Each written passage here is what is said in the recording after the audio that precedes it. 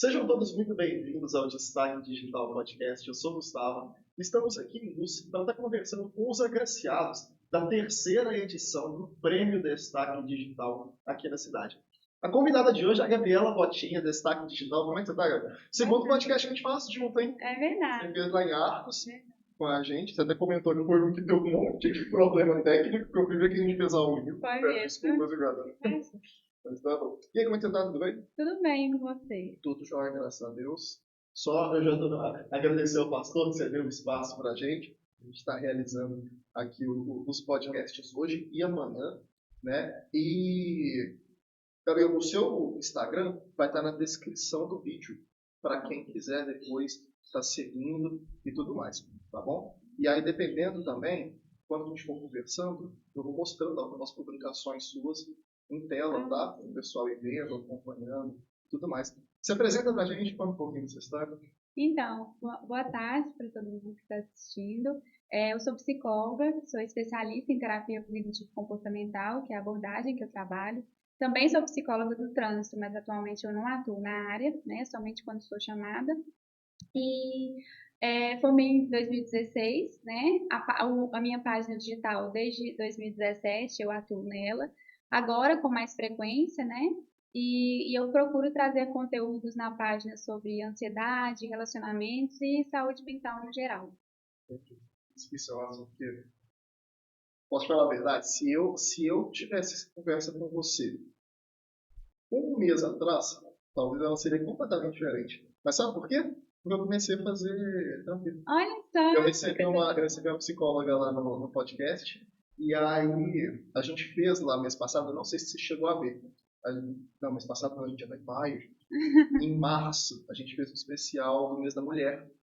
E aí eu convidei uma apresentadora para ficar comigo, apresentando, e a gente recebeu ao longo da semana várias mulheres, nada a ver com o prêmio não, Sim. A gente, vários profissionais da cidade, né? E aí, na sexta-feira, assim, uma das últimas, uma psicóloga foi lá e contou a história de vida dela e tudo. Eu falei assim, cara, eu quero ir pra ver, porque eu sempre fui uma pessoa que muito fechada, sabe? Sim. E aí a gente conversando, eu comentando com ela justamente de crise de ansiedade. Quando tem o prêmio em Arcos, que é o mais complexo de fazer, todo ano eu tenho problema, sabe, de ansiedade, de pânico e tudo.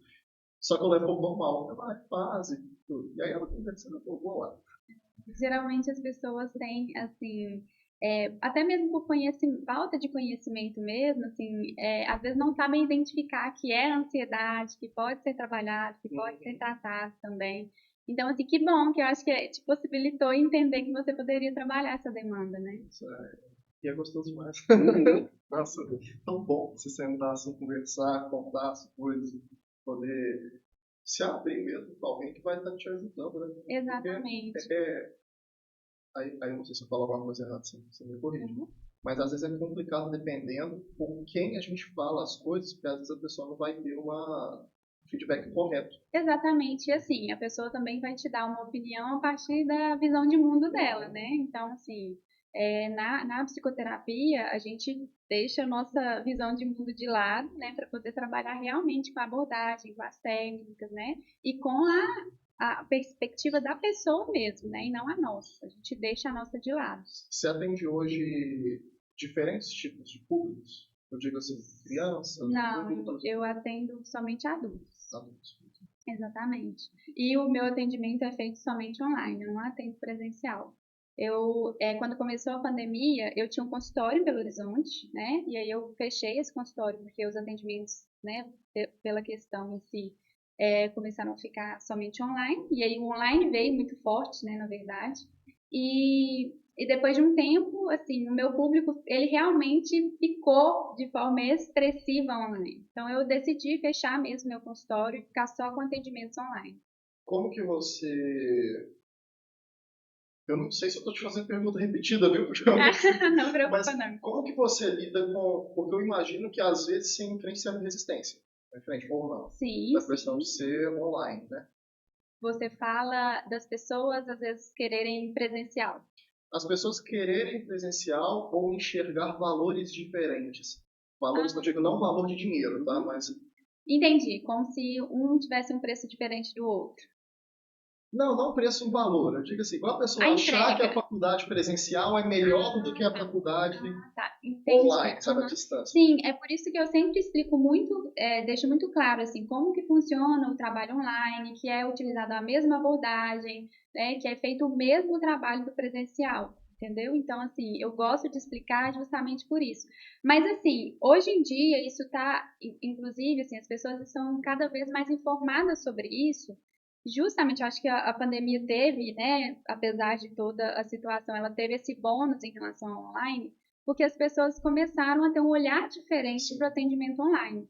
Então, assim, as pessoas que já me procuram, como na minha página tem bem especificado, psicólogo online e tudo mais, as pessoas já me procuram com esse intuito. Então, hoje eu encontro pouca resistência em relação a isso. Mas, claro, tem pessoas que às vezes questionam: nossa, mas não tem como você dar um jeitinho e me atender presencial? Isso aqui é... Exatamente. Porque, assim, na verdade, tem pessoas que sofrem, por exemplo, no sentido de privacidade em casa, não ter um lugar mesmo que elas se sintam à vontade para poder falar. Então, eu entendo, né? Cada pessoa vai ter uma situação diferente, uma realidade diferente. E é claro que a pessoa tem que buscar aquilo que se adequa à realidade dela. Sim. E aí, hoje existe uma... Então, veio o jeito que eu vou perguntar. Como que funciona assim? É porque, por exemplo, eu já fiz consulta com um dermatologista via, eu não sei se é telemedicina, que fala tudo, mas tinha um lugar, um portal que eu tinha que entrar, que aí reservava a privacidade.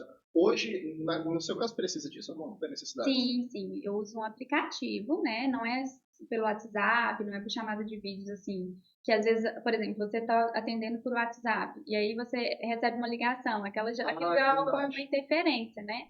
Então eu utilizo um aplicativo hoje, né? E quando é o horário da pessoa, eu envio o link para essa pessoa entrar na chamada de vídeo, Sim. entendeu? Então é Verdade, um nunca tinha aplicativo pensado essa é questão um do WhatsApp. aplicativo pago, ele é seguro e tudo mais. Então, é visando a privacidade da pessoa mesmo. E a privacidade é o foco da pessoa também, né? Exatamente, porque o WhatsApp aí fica ali descendo um monte de Nem notificações, ou a isso. pessoa liga. Não tem déficit de atenção. Se eu vou uma chamada em vídeo, eu fico em vídeo 2 minutos, já arrasto o vídeo pro lado, já vou responder todo mundo. Exatamente, Não isso tira tem. atenção mesmo. Tá na tela aí pro pessoal o Instagram, tá? Da Gabriela. Depois aproveitem, quem ainda não segue ela, passa lá. Ah, que legal, o seu Instagram, ele é todo azul e a imagem que a gente fez para você é Sim, o eu vi isso. mesmo tom de azul Acabou combinando, do parecendo a paleta. Aham. Tem aquela moça aqui ela vai vir aqui amanhã, eu acho que é Tamires, da Delineado Honores. Desenhado. E aí dela comprar. Sim, Todo rosa o Instagram sim, e nossa, tudo. obrigada. Deixa eu te fazer uma pergunta. Quando isso é uma pergunta mais específica, tá? Se você não, você não precisa. Eu já tive,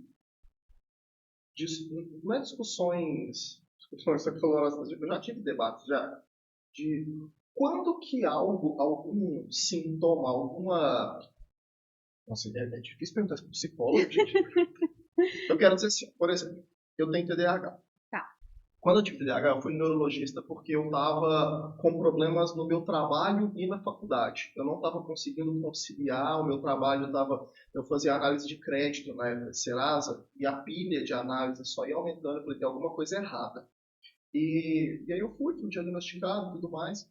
Na época eu entrei com medicamento, hoje eu não tomo mais. O pessoal fala que eu tenho que tomar, mas nossa, você está meio ruim assim mesmo. Mas, enfim, quando que um sintoma de algum transtorno ele passa a realmente identificar um transtorno, seja um TDAH, seja um autismo, alguma coisa assim. Porque, por exemplo, o que eu já vi é que várias pessoas podem ter sintomas de várias questões. sim. Né? As causas de um transtorno, elas são multifatoriais, né? Então, são Uhum. vários fatores. Mas assim, a gente percebe, vamos pegar assim, por exemplo, um sintoma de depressão, pela constância e intensidade desse sintoma. Então, por exemplo, uma pessoa que está triste, ela está com depressão? Não necessariamente, né? A gente não pega um sintoma isolado e faz um diagnóstico. Uhum. É realmente como que está a permanência e a intensidade desse sintoma durante o período, né? E quais os sintomas adicionais que estão ocorrendo ali também, né? um desânimo, uma apatia, uma irritabilidade, né? O que que essa pessoa está tendo, né, como consequências. Então, por exemplo, os sintomas geralmente, né, de um transtorno, os sintomas, eles geralmente têm um impacto bem significativo na vida da No pessoa. meu caso, por exemplo. Exatamente. Então, no seu caso, você estava tendo prejuízo, às vezes, numa organização de rotina, ou deixando tarefas sem resolver, né? Esquecendo de coisas importantes. Então, é um conjunto de fatores. A gente não pega um sintoma isolado e já, né, fecha o diagnóstico com ele. Mas o conjunto de fatores, a intensidade, a permanência desse sintoma. Eu vi um vídeo no YouTube, eu não sei se você já viu, eu não sei se o vídeo é famoso, eu não sei, não lembro de quem que é, mas era um vídeo de um moço, do apresentador do vídeo, comentando que como hoje o ambiente em que a gente está inserido às vezes facilita a gente achar que talvez a gente esteja desenvolvendo ou tenha ou seja alguma coisa, quando na verdade é o ambiente. E aí o moço deu o exemplo, por exemplo, de uma criança que está na sala de aula e está assistindo uma matéria chata. E aí o celular dessa criança vibra.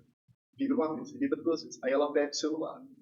Ah, é o grupo de amigos dela no WhatsApp. Aí ela, no que ela abre, já chegou 20 notificações do Instagram. E aí ela sai e assim, aí ela pega o celular, que é uma coisa que é feita para a gente ter estímulo o tempo inteiro e ficar aqui o tempo inteiro em detrimento da sala de aula. E aí, às vezes, aquela criança começa a achar que tem algum transtorno, alguma coisa assim. Quando, na verdade, às vezes não.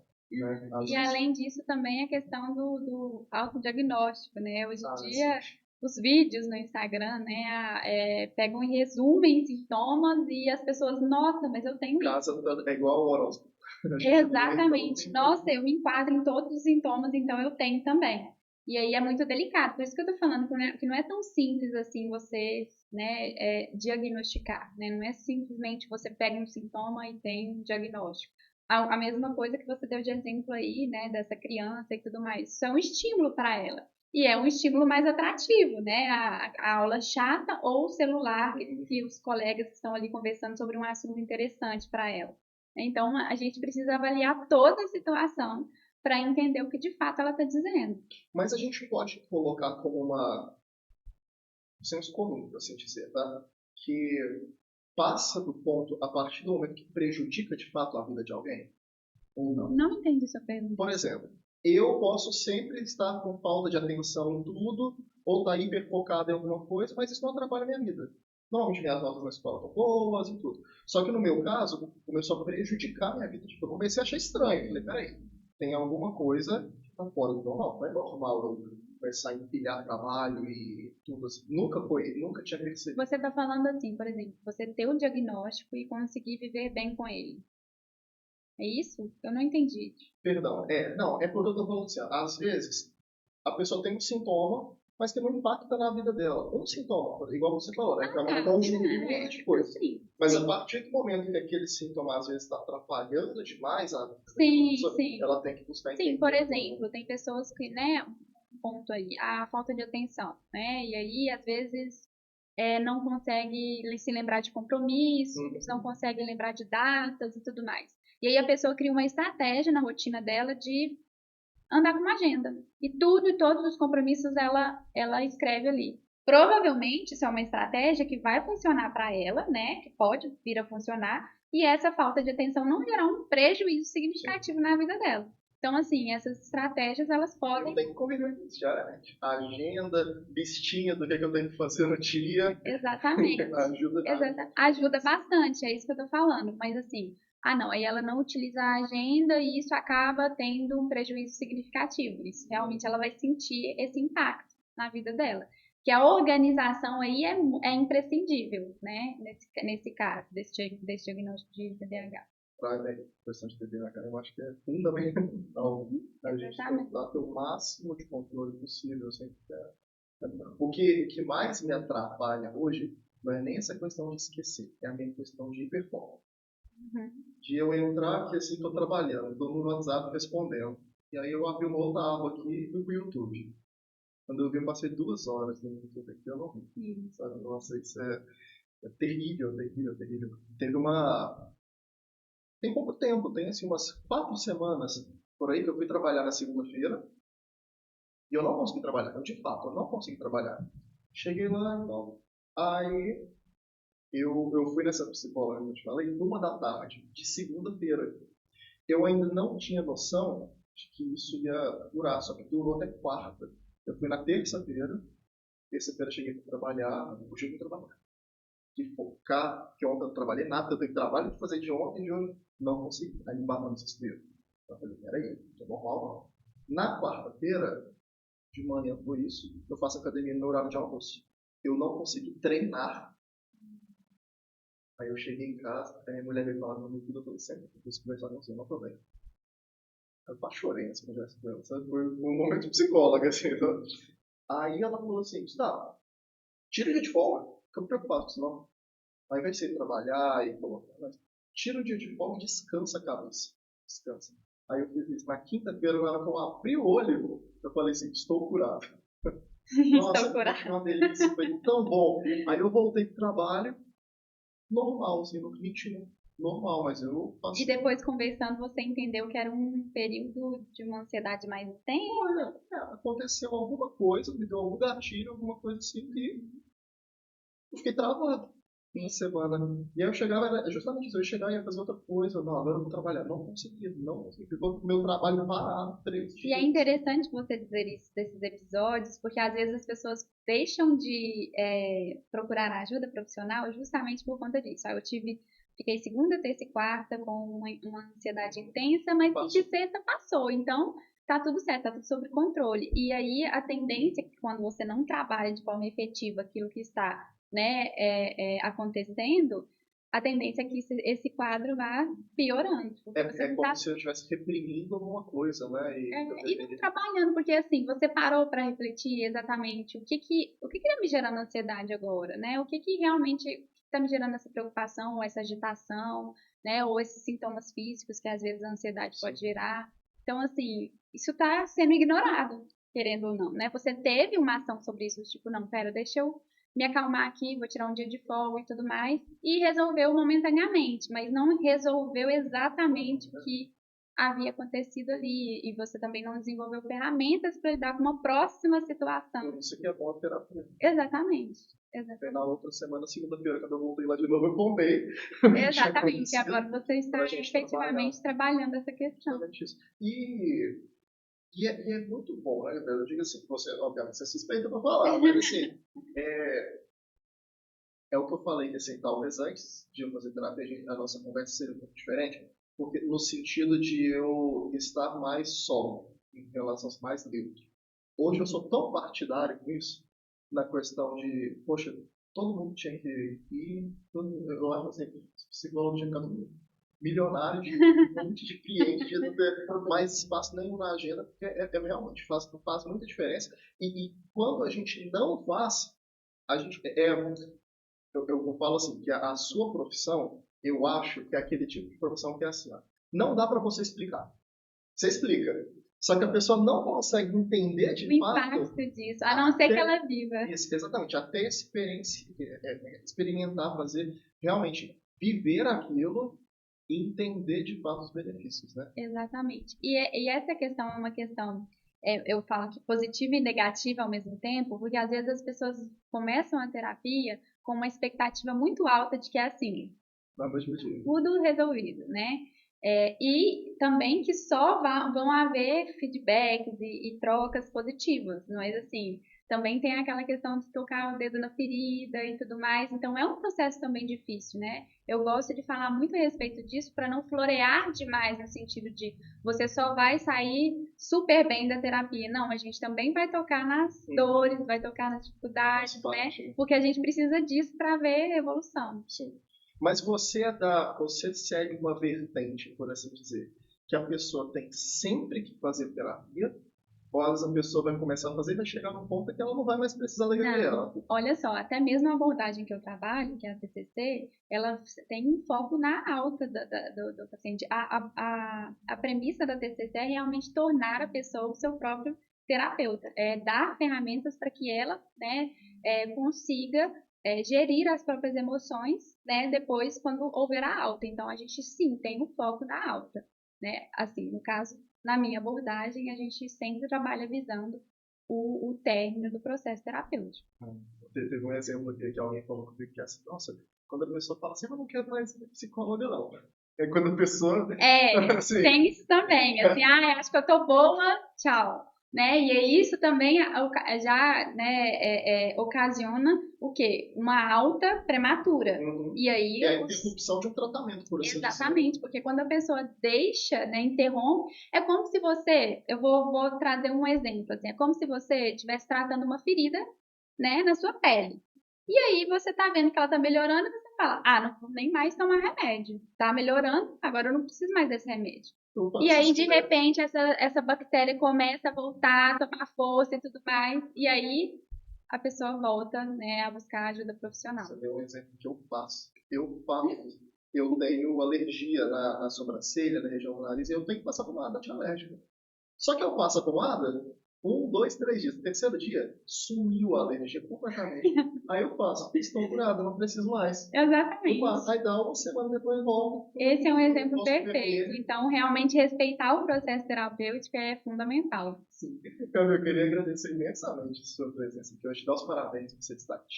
Vai lá na Ceifória, né? Mês que vem? Vou Vai lá, espero lá então. E queria agradecer a cada um de vocês que assistiu ao podcast até. E não se esqueça de se inscrever no nosso canal, deixar o like no vídeo e compartilhar esse vídeo para as pessoas estarem conhecendo um pouquinho mais do trabalho da Gabriela. A gente vai ficando por aqui. Um abraço e até o próximo vídeo. Tchau, tchau.